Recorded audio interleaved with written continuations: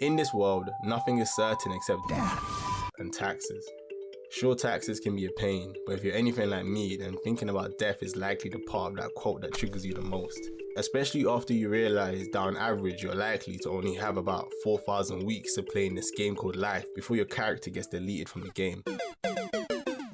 I didn't make this video to depress you, but since you made the wise decision to join me on this journey, then it would be wrong of me to not also let you know that you can go ahead and just deduct 500 of those weeks to work. Which is why it's understandable that you're trying to find cheat codes for how to make the most of your limited time, to hopefully put all of your plans together in the perfect way to finally live a fully optimized life. In this video, we dive into the origin story of the clock to understand how it's shaped our relationship with time and given rise to the toxic productivity which is now so deeply ingrained into the fabric of society.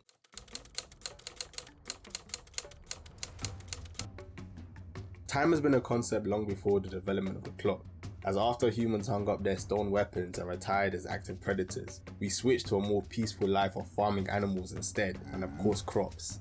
It was essential to regulate the cycles of planting and harvesting crops because failure to do so would simply be fatal. For most of human history, the rising or falling of the sun was more than enough to determine the flow of time. This reliance on the sun as a measure of timekeeping continued for centuries, with farmers simply working from when the sun came up to when it went back down. Sure, farming was certainly challenging and the working hours would definitely be illegal today, but the benefit of this type of work is that it's task oriented, which means that the work was done when it needed to be done. For example, you'd milk the cows when they needed milking, or you'd plow the fields when they required.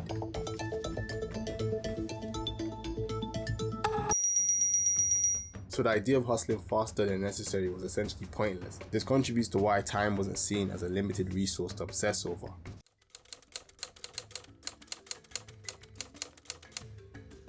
The game started to change after the Egyptians invented the first portable timekeeping device, the sundial, aka the shadow clock. This device works by casting a moving shadow on the surface as the earth does its daily spin around the sun.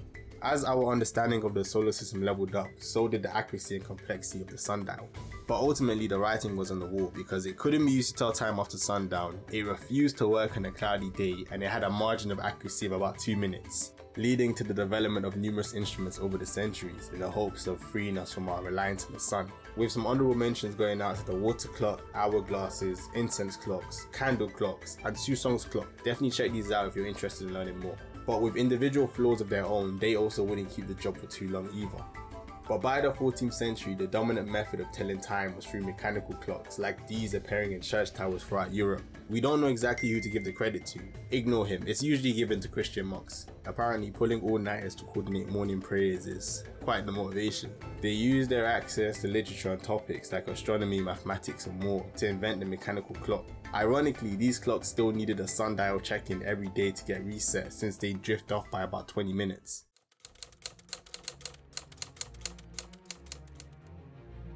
After Columbus discovered the New World and ushered in a new age of explorers, the need for extremely accurate clocks skyrocketed, as the primary method for navigating the seas relied heavily on clocks. To determine your location at sea, you need to know your longitude and latitude. The latitude could be determined at the time due to the increasing knowledge about the solar system, but the longitude was a lot more challenging, because it required ships to travel with 2 clocks, one with the original port's time and one showing the current ship time. Every 4 minutes of difference between these 2 times would mean that you've covered 1 degree of longitude. The problem with this method was the limited accuracy of existing clocks, which inspired the motivation for more accurate clocks, eventually leading to the development of the pendulum clock in 1657 by Christian Huygens. By weighing the pendulum to swing once per second, you now have the most accurate clocks to date. And shout out to Galileo for figuring out that pendulum swings could theoretically be used to tell time. This technology reduced the loss of time by clocks from about 15 minutes to just 15 seconds a day.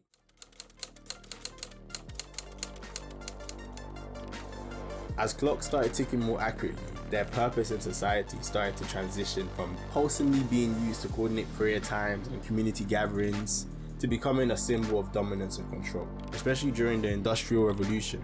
The emergence of factories required a standardized way to track time. This led to factory bosses implementing tight schedules, all under the watchful eye of the clock. This is when work started to change from being task-oriented to how many hours can you put in, time-oriented. And to make matters worse, the clock's influence on society didn't stop at the factory gates. This clock-driven mentality followed people home and started to permeate every aspect of life from education to leisure. And unlike in the pre-industrial era where work and leisure worked in unison, the Industrial Revolution gave birth to a new awareness of time. This resulted in time being seen as limited, with hours outside of work considered leisure or free time. And with the rise of technology and the 24/7 work culture, the pressure to be constantly productive is getting worse.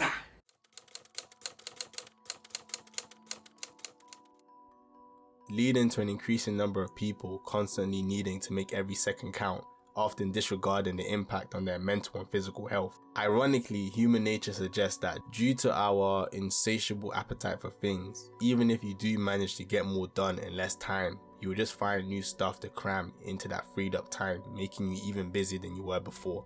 Even the top scorers in our achievement obsessed culture are in a race to the bottom, because the prize that you get for burning the midnight oil or wheat is the never-ending pressure to continue grinding with the same crushing intensity which is required to maintain that achieved income and status that society has told you that you need. If you take anything from this video, then at least be conscious of what you're doing.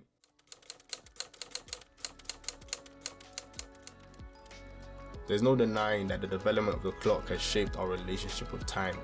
And while it has brought many benefits like supercharging our organizational skills, efficiency, and ultimately paving the way for the digital era, as even computers and the internet owe a massive shout out to clock signals for keeping everything in sync, but it has also contributed to the rise of toxic productivity.